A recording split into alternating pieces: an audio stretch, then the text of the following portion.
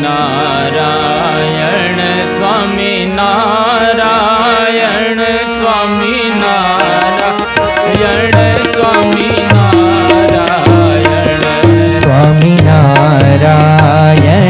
સ્વામિનારાયણ સ્વામિનારાયણ સ્વામિનારાયણ સ્વામિનારાયણ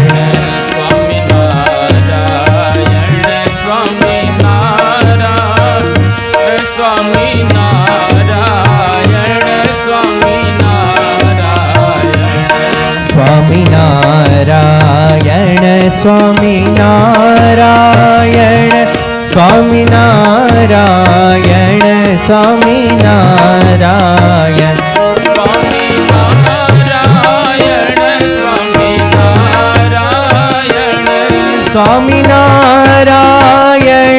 સ્વામિનારાયણ સ્વામિનારાયણ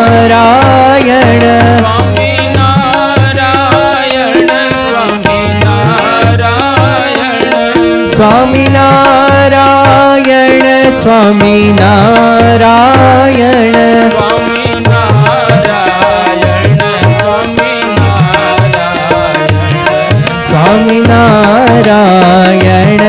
સ્વામિનારાયણ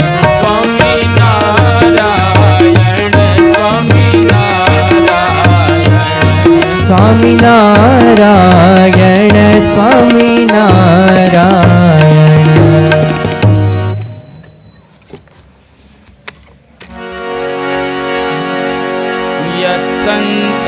યત્સંકલ્પાત પતિતપનો વાતિવાત સમિંદે વહ નિર્ધત્તે ધરણીરુદધી લંઘતે નૈવ વેલા સોયં શ્રીમાન નિખિલ જગતા અંતરાત્માવતીર્ણો ધર્મં રક્ષન દિશતુ કુશલમ સ્વામિનારાયણો યદરોમ વિવરેલીના અંડાનામ કોટયઃ પૃથક તદક્ષરં ગુણાતીતં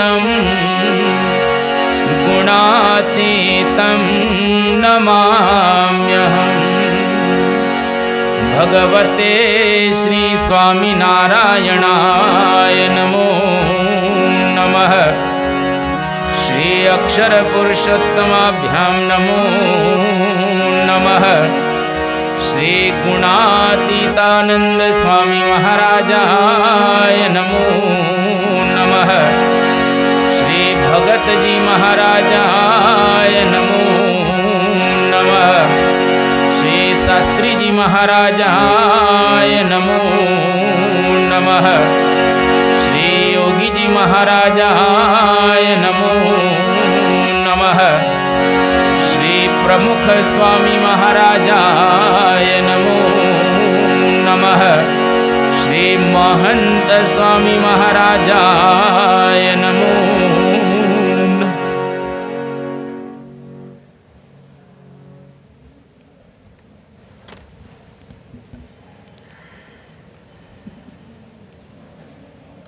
એક વખત ભગવાન બુદ્ધ રસ્તા ઉપર ચાલ્યા જતા હતા અને બાજુમાં એક ખેતર હતું. એ ખેતરની અંદર એક ખેડૂત પોતાના 2 બળદની સાથે ત્યાં આગળ હતો અને ઉદાસ થઈ અને બેઠો હતો, કારણ કે એના બળદને કંઈક રોગ થયો હતો અને ખેડૂતને માટે બળદ એટલે સર્વસ્વ ગણાય. જો બળદ સ્વસ્થ ન હોય તો ખેતી બરાબર થાય નહીં. એટલે એનો બળદ માંદો પડેલો હતો. એટલે ખેડૂત એકદમ ઉદાસ થઈ અને બેઠેલો હતો. એવા સંજોગોની અંદર એમણે આ ભગવાન બુદ્ધને જોયા. જેવા ભગવાનને જોયા એટલે એમને નજીક બોલાવ્યા કે તમે અહીં આગળ પધારો. અને ભગવાન બુદ્ધ ત્યાં નજીક જાય છે. એવા સંજોગોની અંદર પેલો ખેડૂત ભગવાનને વિનંતી કરે છે કે મારો બળદ માંદો પડી ગયો છે, સ્વસ્થ અત્યારે નથી, અને મેં બતાવ્યું તો ઉપાય એવો બતાવ્યો કે સીસમનું જો લાકડું હોય એ સીસમના લાકડાથી તમે આની ટ્રીટમેન્ટ કરી શકો. પણ હું ઉદાસ છું, કારણ કે સીસમનું લાકડું મને મળતું નથી ક્યાંય, તો મારે કરવું શું? ત્યારે ભગવાન બુદ્ધ એની નજીક ગયા અને એનું ગાડું હતું એ ગાડાની અંદર ધૂંસરી હોય, ધૂંસરીની અંદર એ સીસમ ત્યાં જ હતું. પણ એ ખેડૂતને ખ્યાલ ન હતો અને બધી જગ્યાએ શોધતો હતો કે કોઈક જગ્યાએ સીસમનું લાકડું મળી જાય, કોઈક જગ્યાએ સીસમનું લાકડું મળી જાય. ભગવાન બુદ્ધે બતાવ્યું કે તારી પાસે જ છે, તારે દોડવાની બિલકુલ જરૂરિયાત રહેલી નથી, ઉદાસ થવાની જરૂરિયાત રહેલી નથી. જો તું થોડોક પ્રયત્ન કરીશ તો તારી પાસે જ વસ્તુ છે, એના દ્વારા તારા બળદનો ઈલાજ તું કરી શકીશ. ભગવાન બુદ્ધ આ એક ચરિત્ર કરી રહેલા છે અને એના શિષ્યોને ઉપદેશ આપે છે કે શિષ્યો, તમારી પાસે જ બધી વસ્તુ છે, તમારે ક્યાંય શોધવા જવાનું નથી, તમારે કશું ખોડવાનું પણ રહેલું નથી. જો તમને ખ્યાલ આવે તો પાસે રહેલી વસ્તુને તમે સારી રીતે સમજી શકો અને સારી રીતે એનો ઉપયોગ કરી શકો. છેલ્લા લગભગ 15-17 દિવસથી આપણે આ સાંભળી રહેલા છીએ. પરમ પૂજ્ય મહંત સ્વામી મહારાજના ચરિત્રો દ્વારા, એમના પ્રસંગો દ્વારા આપણે આપણા જીવનને સમજવાનો પ્રયત્ન કરી રહેલા છીએ. કારણ કે આપણે બધાએ પણ સત્પુરુષ જેવી સ્થિતિ પ્રાપ્ત કરવાની છે. આપણે બધાએ પણ એના જેવા બનવાનું છે. આપણા માટે રોલ મોડેલ કહીએ, આદર્શ એટલે કે અરીસા સમાન કહીએ, અથવા તો આપણું ધ્યેય કહીએ એ પરમ પૂજ્ય સ્વામી બાપા અથવા તો અક્ષર બ્રહ્મ રહેલું છે. અને એના દ્વારા આપણે આ વસ્તુને પ્રાપ્ત કરી શકીએ. એટલે જો થોડુંક સમજવાનો વિશેષ પ્રયત્ન કરીએ તો ચોક્કસ સમજાય એવું છે. એટલે મણિરત્નમાલા નામનો એક ગ્રંથ છે. આ મણિરત્નમાલા ગ્રંથની અંદર બહુ સુંદર વાત કરવામાં આવી કે જેને આપણે બુદ્ધિ કહીએ, જેને આપણે જ્ઞાન કહીએ, જેને આપણે લાભ કહીએ, જેને દુનિયા જીતવી હોય એના માટે ઉપાય કહીએ, તો એક શ્લોકની અંદર 4 ઉપાય બતાવ્યા. શ્લોક 1, ઉપાય 4. સરસ રીતે એ શ્લોકની અંદર વાત કરવામાં આવી કે બુદ્ધિર્હિ કા બ્રહ્મ પદાય જાતા ક્રોધો હિ કોયસ્તુ વિમુક્ત હેતુ કો લાભ આત્મા દિગમો હિ એન હિતમ જગત કે ન મનો હિ એન હિતમ જગત કે ન મનો હિ એન. બુદ્ધિર્હિ કા બ્રહ્મ ગતિ પ્રદાયા, અર્થાત જેના દ્વારા આપણને બ્રહ્મ સુધી ગતિ થાય એ જ દુનિયામાં સાચી બુદ્ધિ સમજવાની. આજે દુનિયા ખૂબ વિકાસને પામી છે. અત્યારે જેટલા દુનિયા ઉપર બુદ્ધિશાળી છે એટલા આ દુનિયા ઉપર ક્યારેય નહોતા. એટલા અત્યારે બુદ્ધિશાળી લોકો દુનિયા ઉપર રહેલા છે. એક દેશમાંથી એક બુદ્ધિશાળી જો લેવામાં આવે તો 195 થયા. હોશિયાર માણસો, બુદ્ધિશાળી માણસો, કેટલો વિકાસ કર્યો દુનિયાનો આપણે કોઈ કલ્પના કરી શકીએ એમ નથી. અત્યારે જે વિકાસ દુનિયા પામી રહેલી છે, અત્યારે હવે આપણે એઆઈના યુગની અંદર પ્રવેશી ચૂકેલા છીએ. એઆઈ એટલે આર્ટિફિશિયલ ઇન્ટેલિજન્સ, જેના દ્વારા આ દુનિયાની અંદર અત્યારે માણસની જેમ મશીન વિચારશે, માણસની જેમ રોબોટ વિચારતો થઈ ગયો. આજે ઘણી બધી હોટેલ્સની અંદર, રેસ્ટોરન્ટની અંદર, સારી સારી મોટેલ્સની અંદર કે મોટા સુપર સ્ટોરની અંદર આ બધા રોબોટ આવી ગયા.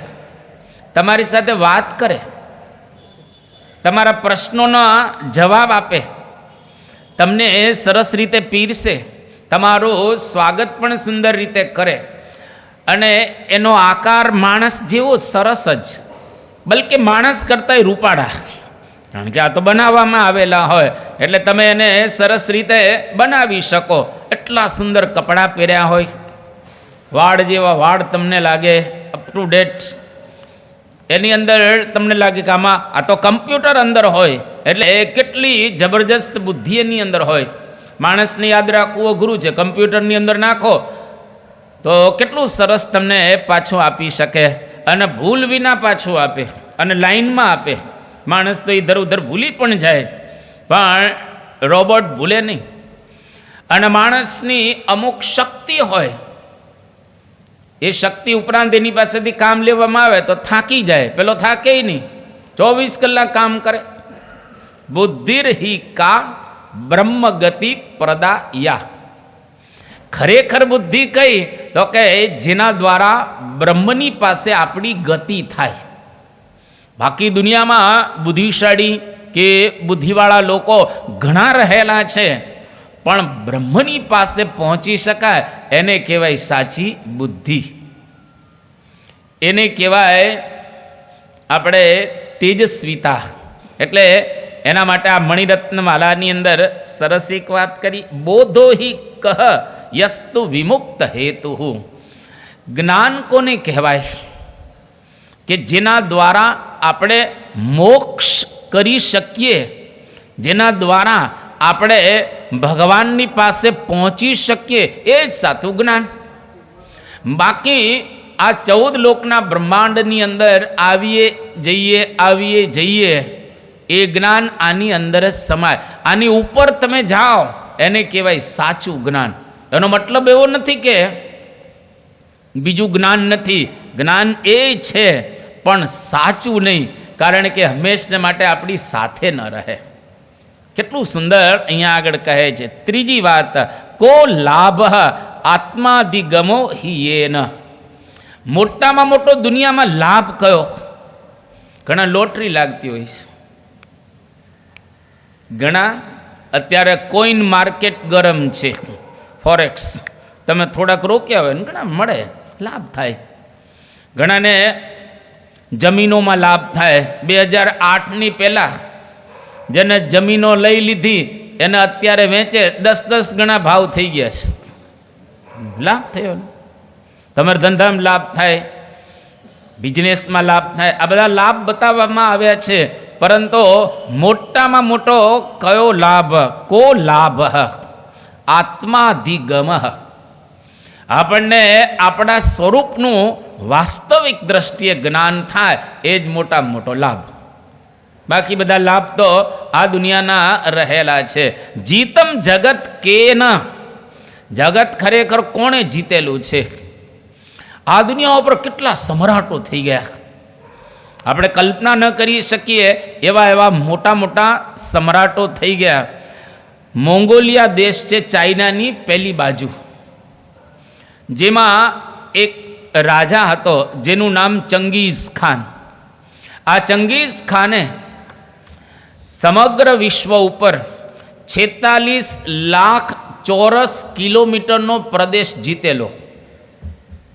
તમે સમજી શકો છો કે 46 લાખ ચોરસ કિલોમીટરનો પ્રદેશ જીતવો એ થોડી રમત વાત છે.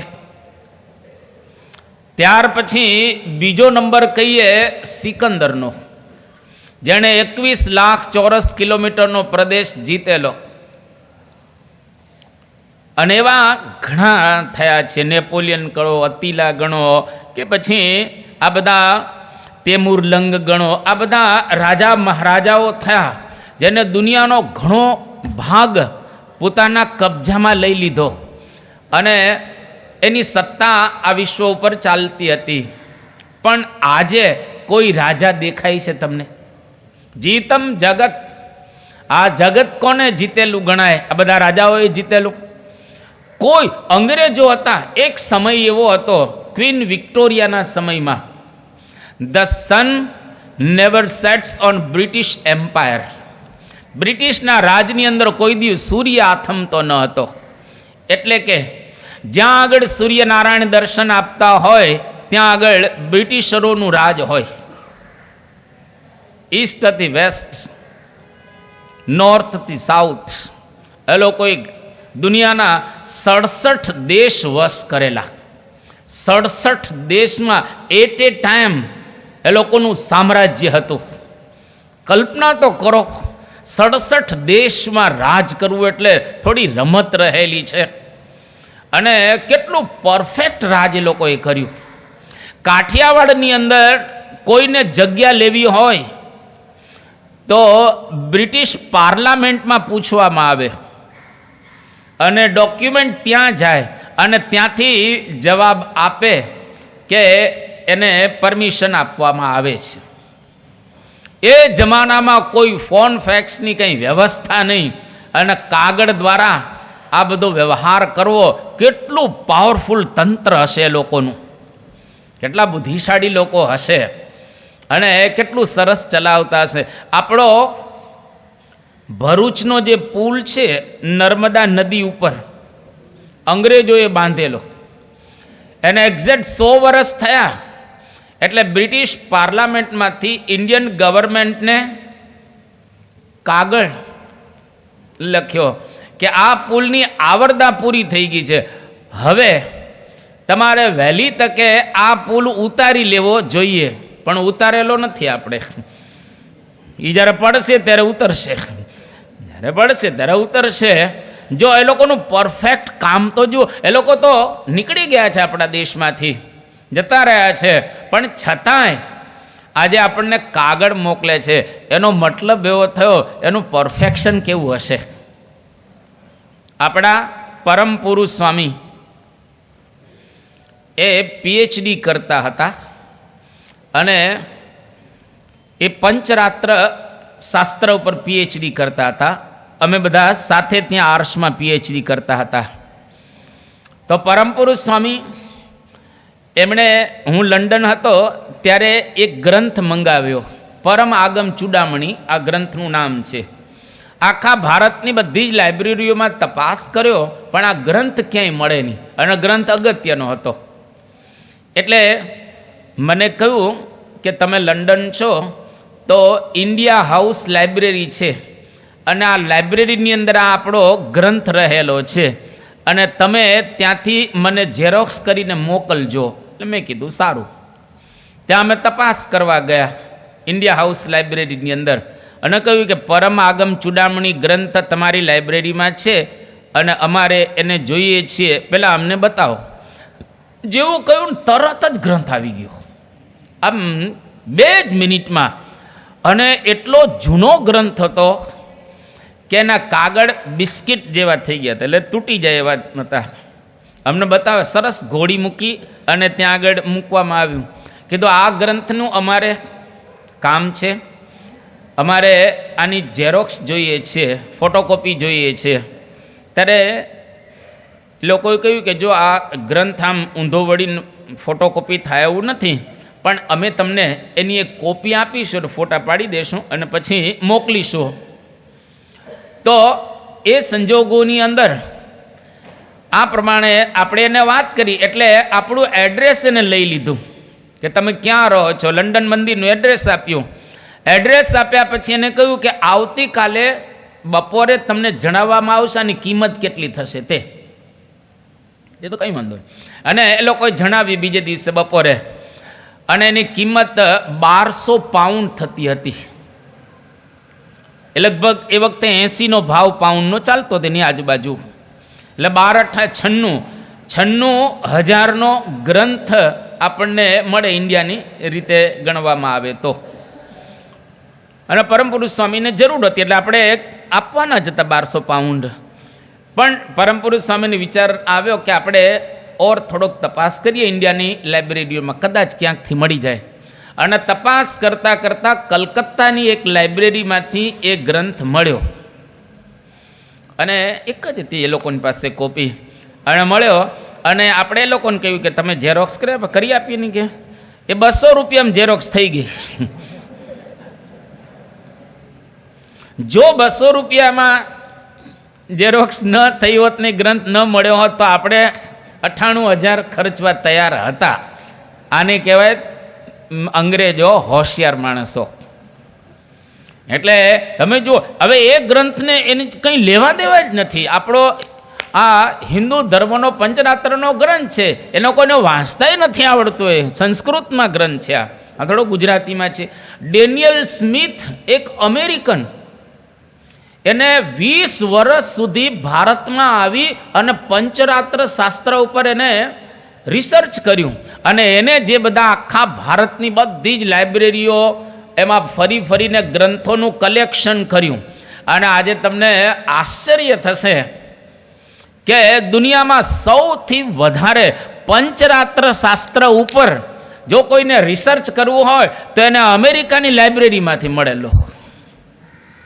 અને એ તો ક્રિશ્ચિયન પોતે, અને આજે પણ એ જીવે છે, અને એને પંચરાત્ર જોડે કંઈ લેવા દેવાય નથી. લો બીજા તો ક્રિશ્ચિયન છે, પણ એને જો રિસર્ચ કર્યું બરાબર રીતે અને આ પ્રમાણે એને કામ કર્યું. એટલે અંગ્રેજો કે અમેરિકન એ લોકો એકદમ બરાબર રીતે કોઈ પણ વિષયની અંદર ઊંડા ઉતરે. એટલે આપણે વાત એ કરતા હતા કે આપણા જીવનની અંદર માણસ એ જો પ્રયત્ન કરે તો એ ભગવાનને પ્રાપ્ત કરી શકે અને આત્માનો બોધ મેળવી શકે. અને આ દુનિયાને જીતવી અઘરી રહેલી છે. એ દુનિયા અંગ્રેજોએ જીતી નથી શક્યા, કોઈ રાજા મહારાજાઓએ જીતી નથી શક્યા, પણ જીતમ જગત કે ન, કોણે જગત જીતેલું છે? મનોહિએ ન, જેણે મન જીત્યું અને જગત જીતી લીધેલું છે. એટલે આપણે અહીંયા આગળ આ છેલ્લા 15-17 દિવસથી મન ઉપર વિજય પ્રાપ્ત કરવા માટે, આત્માનો સાક્ષાત્કાર કરવા માટે, આપણી બુદ્ધિ ભગવાનની અંદર જોડાય એટલા માટે, અને સાચું જ્ઞાન અક્ષર અને પુરુષોત્તમનું પ્રાપ્ત કરવા માટે આ મહંત ચરિતમનો આપણે પ્રારંભ કરેલો એ છે. આ મણિરત્નમાલા એ ગ્રંથની અંદર આ વાત બતાવવામાં આવી. હવે પરમ પૂજ્ય સ્વામી બાપા તારીખ 24/4/2023 સોમવાર સુરેન્દ્રનગરની અંદર વિરાજમાન છે. અને યુવાનો તરફથી થોડાક પ્રશ્નો આવ્યા હતા, જે પ્રશ્નો બાપાને પૂછવામાં આવ્યા. પહેલો પ્રશ્ન કે બાપા, લોયાના 12મા વચનામૃતની અંદર એવી વાત કરવામાં આવી છે કે અક્ષર બ્રહ્મના રૂવાડે રૂવાડે અનંત કરોડો બ્રહ્માંડો ઉડતા ફરે છે, એ સાચું છે? આવો પ્રશ્ન પૂછવામાં આવ્યો. ત્યારે સ્વામીએ પોતાનો જે હાથ છે એ હાથ આમ બતાવ્યો અને કહ્યું કે આમાં તો કશું દેખાતું નથી. આમાં રૂવાડે રૂવાડે અનંત કોટી બ્રહ્માંડો ઉડતા ફરે એ દેખાતું નથી, પણ આ વાત સાચી રહેલી છે. અનંત કરોડ બ્રહ્માંડ એક રૂવાડે ઉડતા ફરે. થોડુંક સમજીએ તો ખ્યાલ આવે. ખાલી એમનેમ આપણે આમ પસાર થઈ જઈએ એમાં આપણને ખ્યાલ ના આવે. એક બ્રહ્માંડ એટલે આ કોઈ નાનું બ્રહ્માંડ રહેલું નથી જેની અંદર 14 લોક છે. આ એક બ્રહ્માંડનો આ માપ આડું ને ઊભું કરવામાં આવે તો સેંકડો પ્રકાશ વર્ષ છે. સેંકડો એટલું મોટું આ બ્રહ્માંડ રહેલું છે.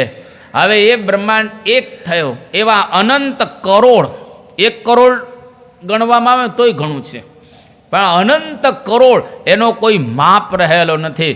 એવા અક્ષર બ્રહ્મ ગુણાતીતાનંદ સ્વામી હતા. એવા અક્ષર બ્રહ્મ ભગતજી મહારાજ હતા. એવા અક્ષર બ્રહ્મ શાસ્ત્રીજી મહારાજ હતા. એવા અક્ષર બ્રહ્મ યોગી બાપા હતા. એવા અક્ષર બ્રહ્મ પ્રમુખ સ્વામી મહારાજ હતા. અને આજે વર્તમાન કાળે એવા અક્ષર બ્રહ્મ મહંત સ્વામી મહારાજ રહેલા છે. અને એ કહે છે કે રૂવાડ કશું દેખાતું નથી જ. તો આપણે સમજવું શું એ સાચું છે. બાપા કહે છે કે વાત સાચી રહેલી છે કે અક્ષર બ્રહ્મના રૂવાળે અનંત કરોડો બ્રહ્માંડ ઉડતા ફરે છે. હવે અહીંયા આગળ બીજી વાત કરવામાં આવી કે બાપા ગુણાતીતાનંદ સ્વામી મૂળ અક્ષર બ્રહ્મ હતા, પણ તોય લોકોએ બ્રહ્માંડ ઉડતા એના શરીરની અંદર એ જોયા નથી.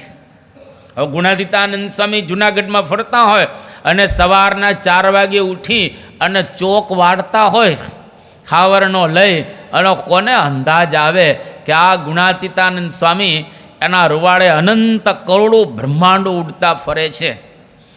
મનુષ્ય રૂપે આવે એટલે બધી આપણા જેવી એક્ઝેક્ટ ક્રિયા કરે, પણ એ દિવ્ય રહેલા છે.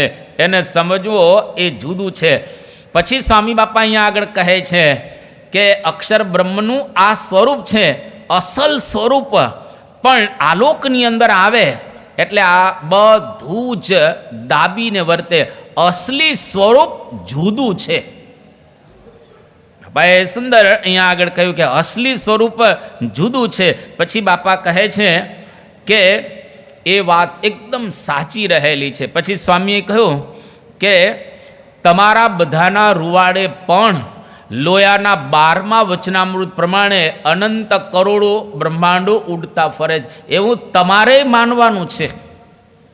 લોયાના 12મા વચનામૃતનો છેલ્લો ફકરો વાંચજો, ઘરે જઈને એટલું તો કામ કરજો, આટલું કરજો. અને જેની પાસે મોબાઈલ હોય તો રસ્તાની અંદર પણ વાંચી શકશો તમે. અષ્ટાવરણે યુક્ત એવા કોટી કોટી બ્રહ્માંડ જે અક્ષરને વિશે અણુની પેઠે ઉડતા ફરે છે, એવું પુરુષોત્તમ નારાયણનું ધામરૂપ અક્ષર એ રૂપે પોતે રહ્યો થકો પુરુષોત્તમ નારાયણની ઉપાસના કરે એને ઉત્તમ નિર્વિકલ્પ નિશ્ચયવાળો કહીએ. આ લોયા 12નું વચનામૃત એનો ફકરો છેલ્લો રહેલો છે. એટલે આપણે પણ એવું સમજવાનું કે મારા રૂવાડે પણ અનંત કરોડો બ્રહ્માંડો ઉડતા ફરે છે. હું કોઈ સામાન્ય રહેલો નથી, હું અક્ષર બ્રહ્મનું સ્વરૂપ છું. મારો આત્મા અક્ષર છે. એ જો આપણે માન્યતા કરીએ તો એના દ્વારા સાધના ઘણી નજીક થઈ જાય. એટલે અહીંયા આગળ બાપાને પ્રશ્ન પૂછવામાં આવ્યો. હવે એની ઉપરથી આપણે શું સમજવાનું કે માનવું અથવા તો માન્યતા કરવી, ન દેખાય, ન સમજાય, ન કલ્પી શકાય, ન અનુમાન કરી શકાય, તો પણ માનવું ને એ સાધના. આપણે કહીએ કે સાધના કરો, સાધના કરો, સાધના કરો. શું સાધના કરો? શાંતિ સવાર નાસ્તો કરીને આવી ગયા છીએ, થોડો ઘણો શીરોય ખાઈ લીધો હશે અને પ્રસાદ પણ આપણને મળી ગયો હશે, આરતીનો લાભ લઈ લીધો, આવીને ખુરશી પર બેસી ગયા, હમણાં પારાયણ પૂરી થશે એટલે ઘરે જશું. કઈ સાધના? કઈ કયા પ્રકારનો તપ, ત્યાગ, યોગ, યજ્ઞ વગેરે વગેરે શું કરીએ છીએ સાધના? એટલે મોટામાં મોટી સાધના કહે કે ન દેખાય. જે વસ્તુ તમને દેખાય નહીં એમાં કઈ રીતે માનવું આપણે? ન સમજાય, કોઈક વસ્તુ સમજાય તો આપણે એનો પ્રયત્ન કરીએ ને. ન સમજાય, ન દેખાય, ન કલ્પી શકાય, કલ્પનાય ન કરી શકીએ. ધારો કે અહીંયા આગળ ધુમાડો દેખાય તો આપણે કલ્પના કરીએ ને કે અગ્નિ હોવો જોઈએ.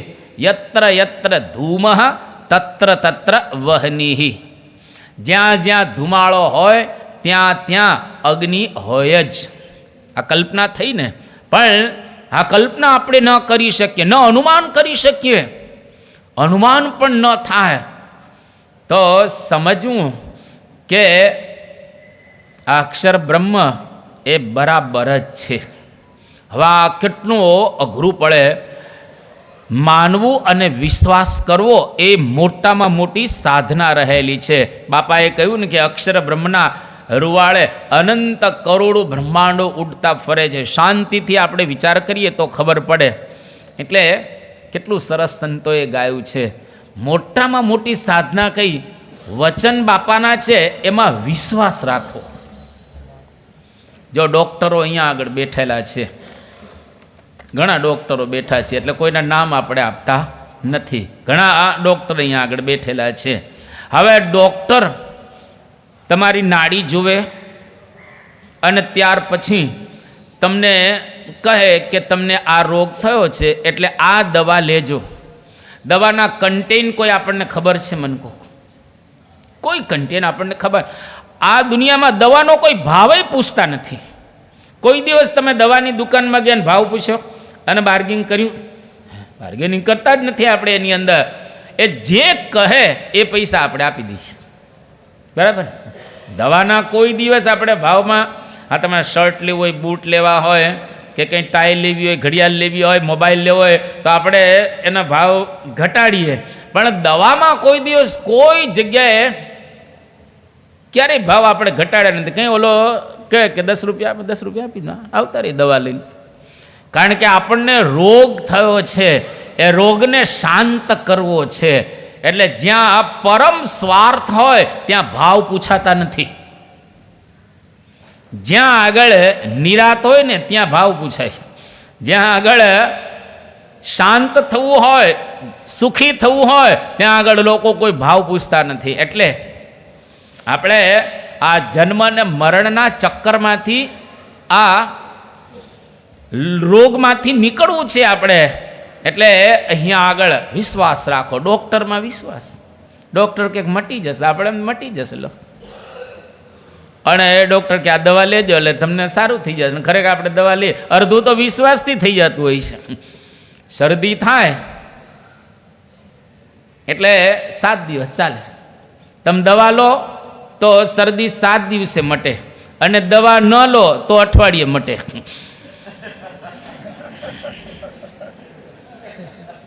દવા લો તો 7 દિવસે મટે, દવા ન લો તો અઠવાડિયે મટે. એટલે શું? એ 7 દિવસ લે, શરદી થાય, ઉધરસ થાય, એ મટી જાય 7 દિવસે. ખાવા પીવામાં ધ્યાન રાખો તો.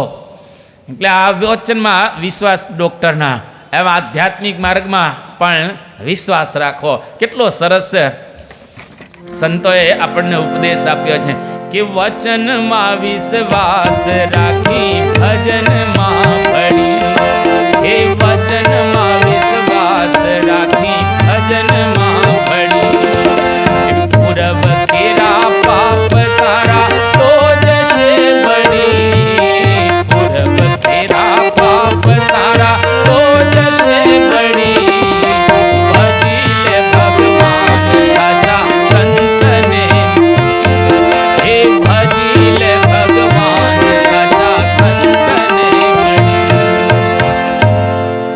વચનમાં વિશ્વાસ રાખી ભજનમાં પડી. કોઈ પણ જગ્યાએ આધ્યાત્મિક માર્ગની અંદર વિશ્વાસ સિવાય કાંઈ આવતું નથી. કે એવું સમજીને ભજ ભગવાનને રે, એવું સમજીને ભજ ભગવાનને રે. સદા સુખકારી સદા ઘન શ્યામ અંધકારે સગો નહીં કોઈનું રે. સુખકારી સદા ઘન શ્યામ અંધકારે સગો નહીં અને ભજ. સમજીને ભજ એટલે વિશ્વાસ રાખી અને આરાધના કર તો ખરેખર મળશે. હા, વાસ્તવિકતા રહેલી છે. બાપાએ આપણને સેજે સેજે તો કહ્યો કે અક્ષરના રૂવાળે અનંત કોટી બ્રહ્માંડો ઉડતા ફરે છે. વિશ્વાસ આવ્યો? જો વિશ્વાસ ન આવે તો એનો મતલબ કે એકડો જ નથી. મીંડા આપણે કેટલાક કરીશું, કેટલાક મીંડા કરીશું, કરોડો મીંડા કરીએ તો પણ એકડા વિના કિંમત ક્યારે ન થાય. ગમે તેટલું કરીએ સારું છે, એમાં કંઈ ખોટું નથી. તમે ઝીરો કર્યો હોય એને સરસ કલરફુલ ઝીરો કરો, એકદમ સુંદર, એમાં રંગોળી પૂરો, પણ એ ઝીરો જ છે. એકડો પહેલાં જોઈએ. આધ્યાત્મિક માર્ગનો એકડો એટલે વિશ્વાસ ને શ્રદ્ધા. બસ. જેમ કેટલું સરસ એ ગાયું છે, વેગે વેતા વારીમાં પ્રતિબિંબ ન ભાસે, હે વેગે વેતા વારીમાં પ્રતિબિંબ ન ભાસે, તેમાં ઢગમગે દિલ ઝાલક નવ બ્રહ્મ પ્રકાશ રે, તેમાં ઢગમગે દિલ ઝાલક નવ બ્રહ્મ પ્રકાશ રે. તો દિલ જ્યાં સુધી ડગતું હોય ત્યાં સુધી કોઈ દિવસ બ્રહ્મનો પ્રકાશ ન થાય. એટલે મોટા મોટી સાધના કઈ થઈ ગણાય કે બાપાના વચનમાં વિશ્વાસ રાખી અને સમજવું. આપણે જેમ વાત કરી કે દેખાય ન દેખાય, સમજાય ન સમજાય, કલ્પના થઈ શકે ન થઈ શકે, અનુમાન થઈ શકે ન થઈ શકે, કોઈ પણ પ્રકારની પરિસ્થિતિની અંદર વિશ્વાસ રાખવું બાપાના વચનમાં, જરૂર વિશ્વાસ રાખતા રાખતા કામ થઈ જશે. એટલે સૌથી પહેલાં ગુરુનો વિચાર કરવો અને એક વખત ગુરુ કર્યા પછી એના વચનનો વિશ્વાસ કરવો. ગુરુ કરતી વખતે ઘણી શુદ્ધિ આપણે જોવાની હોય છે, પણ એક વખત ગુરુ કર્યા ગુણાતીત પછી એની અંદર જોડાવું. શાસ્ત્રની અંદર એક બહુ સુંદર શ્લોક આપવામાં આવ્યો છે, ન સંશયમ અનારુહ્ય નરો ભદ્રાણી પશ્યતિ. સંશયમ અનારુહ્ય, તમે સંશયને પાર ન કરો ત્યાં સુધી કોઈ દિવસ ભદ્રાણી ન પશ્યતિ, તમને દેખાશે જ નહીં કંઈ. એટલે સંશયને પાર કરવો જ પડે. તમે 12મા ધોરણને પાસ કરો તો જ મેડિકલ કોલેજમાં પ્રવેશ મળે ને. 10મા ધોરણની અંદર તમને 99% આવે તો એ મેડિકલ કોલેજની અંદર તમને એડમિશન ન મળે. એમ સંશયને આપણે જો પાર કરીએ તો જ આધ્યાત્મિક માર્ગની અંદર જે આપણી સ્થિતિ થવાની છે એ સ્થિતિ આપણે કરી શકીએ, અન્યથા એ સ્થિતિ થાય નહીં. એટલે અહીંયા આગળ વિશ્વાસ સિવાય કોઈ ઉપાય નથી, એટલું યાદ રાખવું. અક્ષરધામ આપણે કોઈ જોયું નથી. ત્યાં આગળ શ્રીજી મહારાજની મૂર્તિ બેઠેલી છે સિંહાસન ઉપર, એ આપણે જોઈ નથી. ત્યાં આગળ અનંત કરોડો મુક્તો બેઠેલા છે, આપણે કોઈ જોયા નથી. તેજ તેજ જ્યાં તેજ અંબાર, સુખ સુખ જ્યાં સુખ અપાર, એ આપણે કશું દેખાતું નથી, કંઈ નથી, નથી અનુભવાતું, નથી દેખાતું, નથી સમજાતું, નથી કલ્પના કરી શકતા કે નથી અનુમાન કરી શકતા. હવે એનો મતલબ શું થયો? એક જ આધાર મહંત સ્વામી મહારાજ એ જેમ કહે એ પ્રમાણે કરવા લાગીએ, દેખાવા માંડે. મીજો નાવ કે કાગ કી ગતિ ભઈ મેરી, જહાં દેખું વહાં જલ નિધિ ખારા. મધદરિયે જ્યારે ષઢ ઉપર કાગડો બેઠો હોય, એ કાગડાને તમે ઉડાડો તો કાગડો જાય ક્યાં? થોડીક વાર આમ કિલોમીટર 2 કિલોમીટર જઈને પાછો આવીને ષઢ ઉપર બેસી જાય. વળી આ બાજુ ઉડાડો, આ બાજુ 2 કિલોમીટર જઈને પાછો ષઢ ઉપર બેસી જાય, કારણ કે કાંઠે પહોંચી શકાય એવી પરિસ્થિતિ રહેલી નથી. એમ મહાસાગરમાં આપણે બધા જ અટવાઈ રહેલા છીએ. હવે આપણા માટે ષઢ ગણીએ, આધાર ગણીએ, ટેકો ગણીએ, એ કોણ છે? પરમ પૂજ્ય મહંત સ્વામી મહારાજ રૂપી ષઢ મળ્યા છે, નાવિક મળ્યા છે. खेवटिया से मिले रहना, कुछ लेना न देना, मगन રહેના. નાવિકની સાથે બરાબર સંબંધ રાખી અને બેઠા રહેવું. હવે ઝંપલાવ્યું છે દરિયામાં તો શું ચિંતા કરવાની? હવે આવી જ ગયા છીએ, વહાણમાં બેસી જ ગયા છીએ, મધદરિયે પહોંચી જ ગયા છીએ, તો હવે શા માટે શંકા કરવાની? શંકા બિલકુલ નહીં કરવાની. એ જે દિશા આપે, જ્યાં લઈ જાય, હવે આપણા હાથમાં રહેલું નથી. તમે પ્લેનમાં બેસી જાઓ ને પ્લેન ટેક ઓફ થઈ જાય, હવે આપણે શું કરી શકીએ? મને કહો, આપણે કંઈ કરી શકવાના છીએ? પ્લેન ટેક ઓફ થઈ ગયું, પૂરું થઈ ગયું.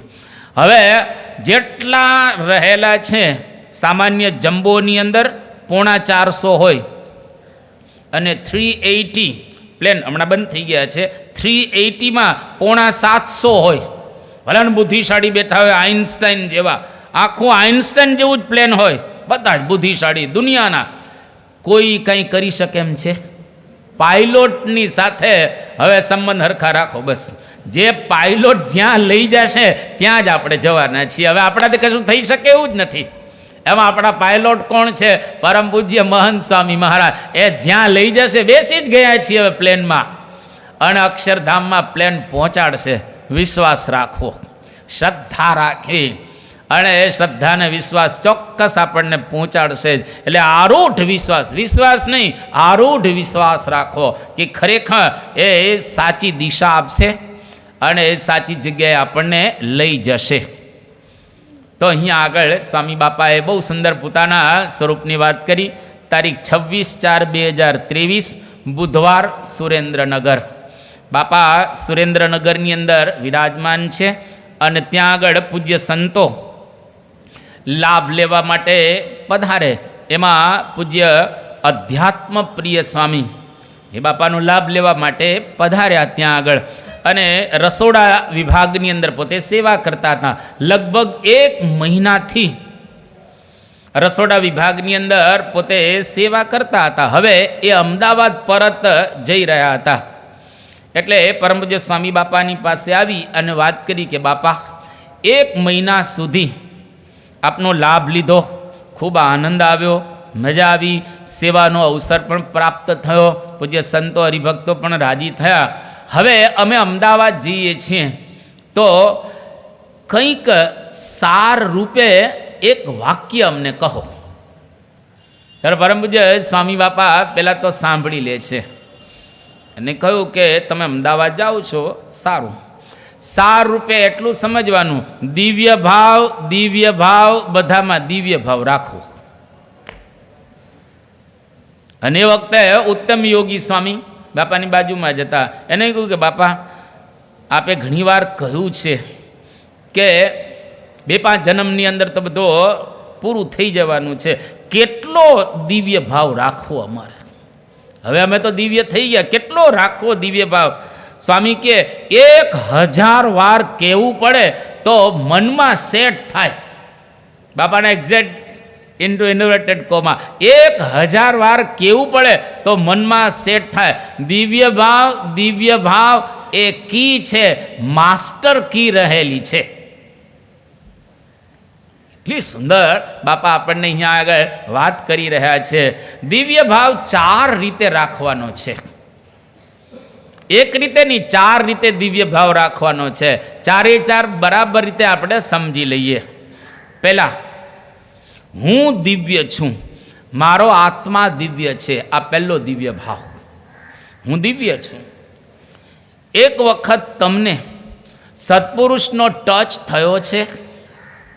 હા, જો જળ પદાર્થ પણ દિવ્ય બની જતા હોય, પ્રસાદીના થઈ જતા હોય, તો આપણે ચેતન છીએ. આપણે ચેતન છીએ, તો ચેતન તો સ્વાભાવિક રીતે દિવ્ય થઈ જાય. એટલે દિવ્ય ભાવ આપણે રાખો. અને કદાચ કોઈકને બાપાનો ટચ ન થયો તોય ચિંતા ન કરતા, કારણ કે દરેકના આત્માની અંદર અક્ષર બ્રહ્મ અને પરબ્રહ્મ વિરાજમાન છે જ, આપણી અંદર છે જ. આપણે કાંઈ શોધવા જવાના નથી. એટલે આપણો આત્મા દિવ્ય છે, આપણે દિવ્ય રહેલા છીએ. આ પહેલો દિવ્ય ભાવ રાખવાનો. બીજો, હરિભક્તો દિવ્ય છે એમના આત્મા સામે દ્રષ્ટિ રાખવી. જેટલા અહીંયા આગળ બેઠેલા છે તમામ દિવ્ય જ છે. આપણને સમજાય તો સારું છે, ન સમજાય તો ચિંતા નહીં કરવાની, પણ રહેલા છે તો બધા જ દિવ્ય. આ બીજો દિવ્ય ભાવ રાખવાનો, હું દિવ્ય છું અને હરિભક્તો પણ બધા દિવ્ય રહેલા છે. ત્રીજી વાત, સત્પુરુષ દિવ્ય છે, એમાં દોષ દેખાય છે એ આપણું પ્રતિબિંબ છે. સત્પુરુષની અંદર આપણને દોષ દેખાય એટલે સમજવું કે એની અંદર નથી, આપણામાં દોષ છે એટલે આપણે એની અંદર દોષ જોઈએ છીએ, પણ એ તો દિવ્ય રહેલા છે. આ ત્રીજો દિવ્ય ભાવ. અને ચોથો દિવ્ય ભાવ, ભગવાન દિવ્ય છે. ભગવાન અક્ષર બ્રહ્મ, માણસો અને હું બધા દિવ્ય રહેલા છે. કોઈ અહીંયા આગળ માહિક નથી. આવી એક દ્રષ્ટિ આપણે કેળવવાની. એ દ્રષ્ટિ કાંઈ એક દિવસની અંદર ન કેળવાઈ જાય. આજે ને આજે સભા સાંભળીને ઘરે જઈએ ને બધા દિવ્ય બની જાય એવું પણ બનતું નથી. આને કહેવાય સાધના, આને કહેવાય પ્રયત્ન. પુરુષાર્થ કરતાં કરતાં એક સમય એવો આવશે કે બધું દિવ્ય દેખાવા લાગશે. કોઈ પણનો દોષ દેખાય ત્યારે આ વિચાર કરવાનો કે મને દોષ દેખાયેલો છે, પણ એ તો દિવ્ય જ છે, એ તો સારો જ રહેલો છે. એના આત્માની અંદર આપણે દ્રષ્ટિ રાખવી. મધ્યનું 12મું અને પ્રથમનું 20મું. આ બે વચનામૃત તરત આપણે યાદ કરવા, દિવ્ય ભાવને સમજવાનો થોડોક આપણે પ્રયત્ન કરીએ. જો પ્રેમાનંદ સ્વામીએ મહારાજના કીર્તનો બનાવ્યા છે, ઘણા બધા બનાવ્યા. એમાં ઓરડાના પદ બનાવ્યા છે. ઓરડાના પદની અંદર પ્રેમાનંદ સ્વામી સરસ લખે છે કે બોલ્યા શ્રી હરિ રે સાંભળો નરનારી હરિજન. તમે નરનારી હરિજન સાંભળો, મારે એક વાર્તા રે સૌને સંભળાવ્યાનું છે મન. મહારાજને મન થયું સંભળાવવાનું. સર્વે દિવ્ય છે રે મારા લોક ભોગને મુક્ત, સર્વે દિવ્ય છે રે ત્યાં તો જોયાની છે ઝુક્ત. મારા લોક ભોગ આ દિવ્ય રહેલા છે. હવે મહારાજ આ લોકની અંદર આવે ત્યારે દાદાના દરબારમાં જ હતા. દાદાના દરબારમાં બધું દિવ્ય, તો કા દિવ્ય, કારણ કે ભગવાન આવ્યા. પણ આપણને કેમ દેખાય નહીં?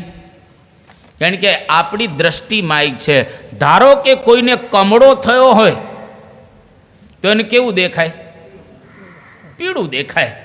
એટલે જગત પીળું છે કે ઓલાને દેખાય છે? જગત પીળું છે નહીં, પણ કમળો થયો છે એટલે એને પીળું દેખાય છે. કોઈ નૌકારૂઢ હોય, જે નાવની અંદર આમ બેઠેલો હોય અને આમ નાવ ચાલતું હોય દરિયાની અંદર, તો આપણને બાજુનું ચાલતું દેખાય ને. ચાલી રહ્યા છે તો આપણે બાજુનું બાજુનું સ્થિર છે, તું ચાલી રહેલો છે, બાકી બાજુનું કાંઈ ચાલતું નથી. તું ચાલે છે એટલે તને દેખાય છે. એટલે આ શું છે? એ દોષ છે.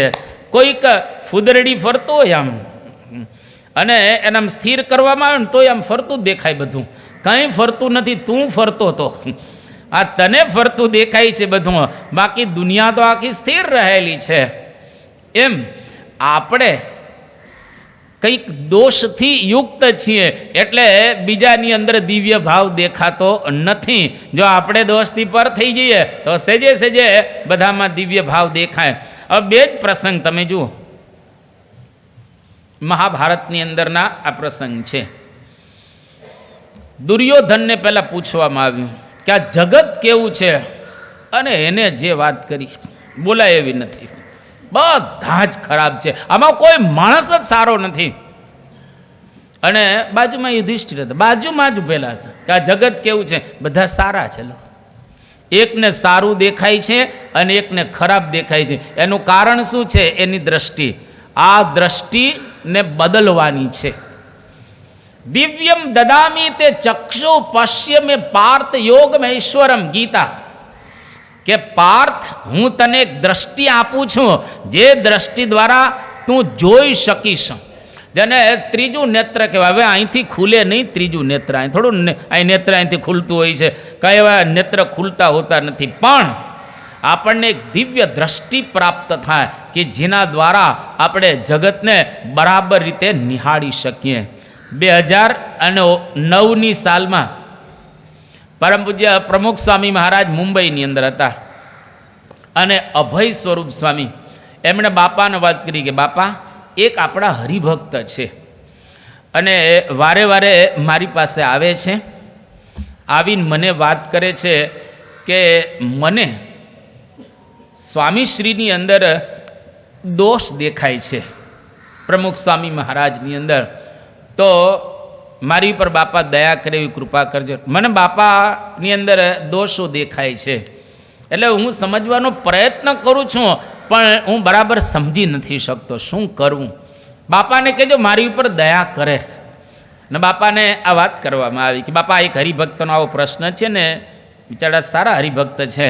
ત્યારે સ્વામીશ્રી શું કહ્યું કે મારામાં એકેય દોષ નથી અને એને જે દોષ દેખાય છે એ એનું પ્રતિબિંબ છે, મારામાં કોઈ દોષ રહેલા એ નથી. જો આ સત્પુરુષને આપણે સાચા બોલા સમજીએ ને તોય પૂરતું છે, એને ખોટું બોલીને આપણી પાસેથી શું સ્વાર્થ લેવાનો છે? મહંત સ્વામી મહારાજને ખોટું બોલી અને આપણી પાસેથી એને શું સ્વાર્થ લેવાનો છે?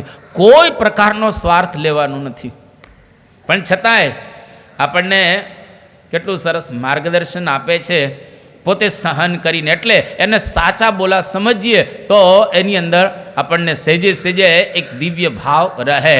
અહીંયા આગળ હવે પરમ પૂજ્ય સ્વામી બાપા તારીખ 1/5/2023 સોમવાર અમદાવાદથી બાપા હવે આગળ જઈ રહેલા છે અને બાપા પ્લેનની અંદર હવે મુસાફરી કરવાના છે. બ્રહ્મવત્સલ સ્વામી એમણે બાપાને કહ્યું કે બાપા આજથી હવે આપણે યુકે અને અમેરિકાની યાત્રા કરવાના છીએ. તો દર વખતે જ્યારે આપણે પરદેશ જઈએ એટલે પરદેશના જે રિપોર્ટ લખાય એ રિપોર્ટનું આપ નામ આપો છો, રિપોર્ટનું જુદું જુદું આપ નામ આપો છો. તો આપણે હવે યુકે અને અમેરિકાની યાત્રાએ જવાના છીએ, તો આ વખતના રિપોર્ટનું તમે નામ આપો. અને સ્વામી બાપાએ નામ આપ્યો કે અક્ષરધામ યાત્રા. કે બાપા જઈ રહ્યા છે રોબિન્સવિલની અંદર, આ રિપોર્ટનું નામ રાખો અક્ષરધામ યાત્રા. હવે મુસાફરી દરમિયાન પ્લેનની અંદર મુસાફરી દરમિયાન બધા સેવકો એકબીજા આનંદથી કહેવા લાગ્યા કે આજે સવારે જ બાપાએ આ યાત્રાનું નામ રાખ્યું છે. યાત્રા આપણે જે કરી રહ્યા છીએ અક્ષરધામ જવાની, એનું નામ બાપાએ રાખ્યું અક્ષરધામ યાત્રા. પરમ પૂજ્ય સ્વામી બાપા તરત ત્યાં આગળ વાત કરે છે અક્ષરધામ જ છે, પછી કહે કે અક્ષરધામ ટુ અક્ષરધામ, અક્ષરધામ ટુ અક્ષરધામ. અમે અક્ષરધામ અને જવાનું છે એ પણ અક્ષરધામ. સેવક સંતે કહ્યું કે એટલે અમારે એવું સમજવાનું કે આપ અક્ષરધામ છો અને રોબિન્સવિલ જે અક્ષરધામની પ્રતિષ્ઠા માટે પધારી રહ્યા છો. સ્વામી કે હા, સંમતિ બાપાએ આપી. અમે અક્ષરધામ અને જઈએ છીએ પ્રતિષ્ઠા કરવા માટે, એ પણ અક્ષરધામ. અક્ષરધામથી અક્ષરધામ, અક્ષરધામ ટુ અક્ષરધામ. આ બાપાએ આપણને વાત કરી. હવે આ વાત આપણે ઘણી વખત સાંભળી ચૂકેલા છીએ, પણ સમજવાનું આની અંદર શું કે પોતાની વાત પોતે કેમ આપણને કહે છે,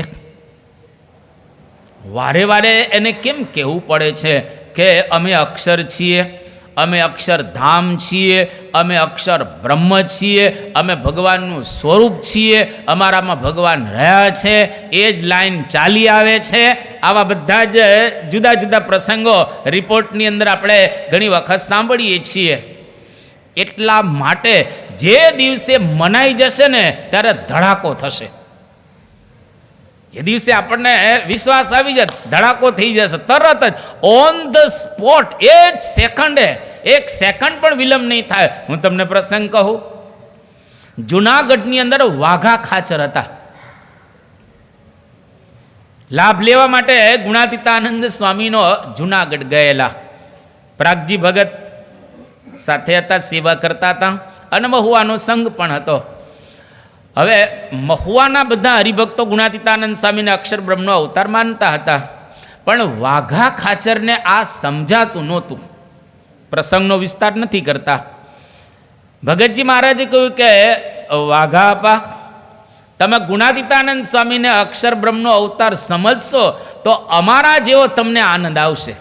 આ બધા કિલ્લોલ કરે, આનંદ કરે, ગોષ્ઠી કરે, એની અંદર બધાને મજા આવતી. વાઘા આપવાને બરાબર મજા નહોતી આવતી. એટલે વાઘા ખાચરે ભગતજી મહારાજને કહ્યું કે ગુણાતીતાનંદ સ્વામી પોતે પંડે મને કહે કે હું અક્ષર છું તો હું માનું. તમે બધા તો કહો છો, પણ ગુણાતીતાનંદ સ્વામી જો પોતાની જાતે પંડે મને કહે તો હું માનું. એટલે વાઘા ખાચરનું કાંડું પકડી ભગતજી મહારાજ ગુણાતીતાનંદ સ્વામીની પાસે લઈ આવ્યા અને ગુણાતીતાનંદ સ્વામીને કહે છે કે સ્વામી, આ વાઘા અપાને કંઈક પૂછવું છે. સ્વામી કે પૂછો. એટલે વાઘા ખાચરે પૂછ્યું કે સ્વામી, તમે પંડે અક્ષર, તમે પોતે જ અક્ષર છો? ગુણાતીતાનંદ સ્વામી કહ્યું કે હા, અમે પંડે જ અક્ષર છીએ. હા, અમે પંડે અક્ષર છીએ. આવું બોલ્યા અને વાઘા ખાચર સમજ્યા. તરત ને તરત વાઘા ખાચરના હૃદયમાંથી માયાએ વિદાય લઈ લીધી અને અંદર એને શાંતિ શાંતિ ભગવાનનો અનુભવ થવા લાગ્યો. જે દિવસે સત્પુરુષ સમજાય એ દિવસે બધા જ પ્રશ્નોનું સમાધાન થઈ જાય અને માયા તરત વિદાય લે. લે તો તરત લે અને ન લે તો હોય જ, થોડી ઘણી હોય, ઓછી થાય, પણ માયા હોય તો ખરી. જાય છે ત્યારે એક સાથે જાય છે. આમ થોડીક જાય ને પછી આવે નહીં, જાય એટલે બધી જ જાય એક સાથે, વિદાય લે જ. અને થોડી ઘણી રહી ગઈ હોય તો પાછી પાંગરે ખરી. સંગ પ્રસંગે પાંગરે ઇન્દ્રિય વિષય સંજોગજી નિષ્કુળાનંદ સ્વામી. એટલે કોક વખત આ પાંગરે ખરો કે ઉષ્ણ રતે અવની ઉપરે બીજ નવદિશે ભારજી સંગ પ્રસંગ તે પાંગરે ઇન્દ્રિય વિષય સંજોગજી ત્યાગ ન ટકે હે વૈરાગ્ય વિના કરીએ કોટીઓ આયજી ત્યાગ ન ટકે હે વૈરાગ્ય. કે ઉષ્ણ રતે અવની ઉપર. હવે ઉનાળામાં જાઓ તો પર્વતો કેટલા બધા સૂકા ભઠ દેખાય ને, પણ બીજ બળી ગયા નથી. વરસાદ વરસશે ત્યારે પાછા બીજ નીકળશે. અને જે દિવસે અક્ષર બ્રહ્મ સમજાય ત્યારે આપણું બીજ બળી જાય, માયાનું બીજ બળી જાય. અને માયાનું બીજ બળે પછી કોઈ દિવસ માયા એ આવે નહીં. અરે ભગતજી મહારાજ બોલ્યા કે અક્ષરધામમાંથી સહજાનંદ સ્વામી આવે તોય હવે હું વિમુખ થાવ એવો નથી. બીજ બદલાઈ ગયું. તમે જુઓ, એમાં આપણી અંદર પણ જ્યારે બીજ બળી જાય ત્યારે આ સ્થિતિ થઈ જાય, આપણે પણ અક્ષર બની જઈએ. પછી કોઈ દિવસ જીવાત્મા થતા જ નથી. 80 વર્ષે ગુણાતીતાનંદ સ્વામી ભગતજી મહારાજને કહે છે કે પ્રાગજી, અમારું સ્વરૂપ બધાને ઓળખાવ. કેમ? એટલા માટે કે બ્રહ્મવિદ બ્રહ્મૈવ ભવતિ. જ્યાં સુધી તમે બ્રહ્મને ન જાણો ત્યાં સુધી બ્રહ્મરૂપ થાવ નહીં. અને ગુણાતીતાનંદ સ્વામી બધાને બ્રહ્મરૂપ કરવા માટે આવ્યા હતા. એટલે એમને કહેવું પડે કે પ્રાગજી, તું અમારું સ્વરૂપ બધાને ઓળખાવ. કેમ સત્પુરુષ વારે વારે આપણને કહેતા હોઈએ છે કે અમે અક્ષર છીએ, અમે અક્ષર બ્રહ્મ છીએ, અમે અક્ષરધામ છીએ, અમે મહારાજનું સ્વરૂપ છીએ. એ આપણને ઓળખાવવા માટે કહે છે, એમ ગુણાતીતાનંદ સ્વામી કહ્યું એમ. અને તો આપણે બ્રહ્મવિદ બ્રહ્મૈવ ભવતિ આ ઉપનિષદો કહે છે. અક્ષર બ્રહ્મ ઓળખાય તો જ પુરુષોત્તમ નારાયણ ઓળખાશે. આ પણ એટલું યાદ રાખો, બ્રહ્મવિદ આપનોતી પરમ. ઉપનિષદ. બ્રહ્મવિદ, જે લોકો બ્રહ્મને જાણે એ પરમ આપનોતી, એ પરબ્રહ્મને પ્રાપ્ત કરી શકે. જ્યાં સુધી આપણે બ્રહ્મને ન જાણીએ ત્યાં સુધી પરબ્રહ્મને પણ મેળવી શકતા નથી, પ્રાપ્ત કરી શકતા નથી. એટલે કેટલો આ માર્ગ આપણા માટે ક્લિયર બતાવી દેવામાં આવ્યો છે. એટલે ગુણાતીતાનંદ સ્વામી પ્રગટ થઈ અને પોતાના સ્વરૂપની ઓળખાણ કરાવી રહ્યા છે. મધ્યનું 31મું વચનામૃત વાંચજો. એની અંદર શું બતાવ્યું છે? અક્ષર કૂંચી છે. કૂંચી એટલે ચાવી, ચાવી એટલે માસ્ટર કી. અક્ષર કૂંચી છે. જો તમારી પાસે કૂંચી હોય તો જ તાળું ઉઘડે, નહીતર કેવી રીતે તાળું ઉઘડે? એમ આધ્યાત્મિક માર્ગની કૂંચી કોણ છે? અક્ષર બ્રહ્મ. એ અક્ષર બ્રહ્મ સમજાય તો બધા જ તાળાઓ છે એ ઉઘડી જશે. અને જેને જેને નથી સમજાઈ એને ગુણાતીતાનંદ સ્વામી આ કૂંચી વ્યવસ્થિત રીતે સમજાવી. આત્માનંદ સ્વામી તમે જુઓ, એને જાગ્રત કોને કર્યા? ગુણાતીતાનંદ સ્વામીનો હું કાંઈ પ્રસંગ નથી કહેતો, બધા આપણે જાણીએ છીએ. મુક્તાનંદ સ્વામી જાગ્રત કોને કર્યા? ગુણાતીતાનંદ સ્વામીએ. શુકાનંદ સ્વામી વડતાલની અંદર મધ્યનું 9મું વચનામૃત અને લોયાનું 12મું વચનામૃત એ પોતે જ કહે છે, આ વચનામૃતો મેં લખ્યા, મેં સંશોધન કર્યા, મેં એડિટિંગ કર્યા, પણ આજે ગુણાતીતે સમજાવ્યા ત્યારે સમજ્યો. કૂંચી કોણ છે? અક્ષર બ્રહ્મ. શુકાનંદ સ્વામીને પણ એમને સમજાવ્યા. એવા પ્રેમાનંદ સ્વામી 14,000 કીર્તનો લખ્યા. પણ પ્રેમાનંદ સ્વામીને આ કૂંચી કોને સમજાવી? ગુણાતીતાનંદ સ્વામી કે મૂકો, હવે મહારાજની લીલાના પદો બનાવો. અને પ્રેમાનંદ સ્વામીએ પદો બનાવ્યા મહારાજની લીલાના, આપણે જાણીએ છીએ બધા. તો અક્ષર બ્રહ્મ એક છે, પણ જુદા જુદા ભાવો આપણને બતાવે છે. એક ખાલી લૌકિક દ્રષ્ટિએ સમજીએ, ઇલેક્ટ્રિક કરંટ એક જ છે ને. હવે કરંટ જુદી જુદી જગ્યાએ, ધારો કે એક જ ઇલેક્ટ્રિક કરંટ ફ્રીજમાં જાય તો ઠંડુ થાય, ફ્રીજમાં જાય તો ઠંડુ થાય. એ જ ઇલેક્ટ્રિક કરંટ હીટરની અંદર જાય તો ગરમ થાય. એ જ ઇલેક્ટ્રિક કરંટ પંખામાં જાય તો ફરવા માંડે. એ જ ઇલેક્ટ્રિક કરંટ ગાડીની અંદર જાય તો ગાડી ચાલવા માંડે. એમ અક્ષર બ્રહ્મ એટલે ઇલેક્ટ્રિક કરંટ એ એક જ છે, પણ આલોકની અંદર આવે, જુદા જુદા સત્પુરુષ રીતે જુદા જુદા ભાવ બતાવે, પણ કરંટ એક જ છે. એ ગુણાતીતાનંદ સ્વામીના રૂપમાં આવે, શાસ્ત્રીજી મહારાજ, યોગી બાપા, પ્રમુખ સ્વામી અને આજે મહંત સ્વામી મહારાજના રૂપમાં. દરેક ગુરુની અંદર તમને ભાવ જુદા જુદા દેખાશે, પણ કરંટ એક જ રહેલો છે. એક જ કરંટ જો એને આપણે સમજીએ તો આધ્યાત્મિક માર્ગ બરાબર સમજાઈ જાય. એટલે વારે વારે આપણને બાપા પોતાના સ્વરૂપની ઓળખાણ કરાવે છે. આપણે એમના સ્વરૂપને ઓળખી અને પુરુષોત્તમ નારાયણને પ્રાપ્ત કરી શકીશું. અહીં આગળ બરાબર 1 મિનિટની વાર છે, આપણે પારાયણને પૂરી કરીએ અને આ દોરને આવતીકાલે પુનઃ આપણે લંબાવીશું. સ્વામી નારાયણ નારાયણ નારાયણ, સ્વામી નારાયણ નારાયણ નારાયણ, સ્વામી નારાયણ નારાયણ નારાયણ, સ્વામી નારાયણ નારાયણ નારાયણ, સ્વામી નારાયણ સ્વામી નારાયણ, સ્વામી નારાયણ સ્વામી નારાયણ, સ્વામી નારાયણ સ્વામી નારાયણ, સ્વામી નારાયણ સ્વામી નારાયણ, સ્વામી નારાયણ નારાયણ નારાયણ, સ્વામી નારાયણ નારાયણ નારાયણ, સ્વામી નારાયણ નારાયણ નારાયણ, સ્વામી નારાયણ નારાયણ નારાયણ. શ્રી સ્વામિનારાયણ ભગવાનની ટટાર બેસી બે હાથ જોડી જે કંઈ આપણે શ્રવણ કરેલું છે એનું અનુસંધાન રાખતા રાખતા ધ્યેય મંત્ર અને વિદાય શ્લોકની અંદર જોડાઈએ. ગુણાતીતમ ગુરુમ પ્રાપ્ય બ્રહ્મરૂપમ નિજાત્મનઃ વિભાવ્ય દાસ ભાવેન સ્વામિનારાયણં ભજે.